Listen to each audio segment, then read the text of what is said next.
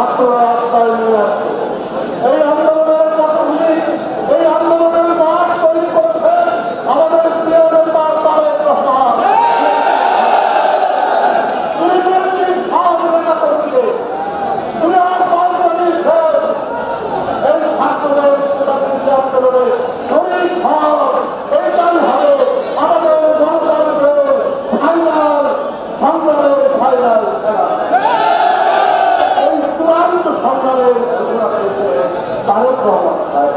এই কারণে প্রত্যেকটি বাড়ি থেকে, প্রত্যেকটি ঘর থেকে ছাত্রদের হাত ধরে তার বাবা মা বেরিয়ে এসে রাস্তায় দাঁড়িয়েছে তাদের সন্তানদের পাশে, তার ভাই বোন দাঁড়িয়েছে তাদের সন্তানের পাশে।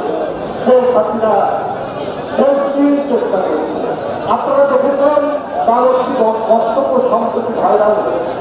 শেখ হাসিনা বলেছেন তার ভাই শৃঙ্খলা বাহিনীকে ডেকে যে এই আন্দোলন দমন করতে তোমাদের যা অস্ত্র লাগে ব্যবহার করো, ওরা যেন আর বেরোতে না পারে। অর্থাৎ ওই ছেলেদেরকে হত্যা করো, আমি তার রক্ত দেখতে চাই, আমি কোনো মিছিলে শুনতে চাই না।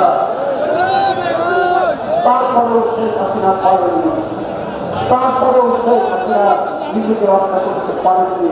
তার পতন হয়েছে, পালিয়ে যেতে হয়েছে, পালিয়ে যেতে হয়েছে।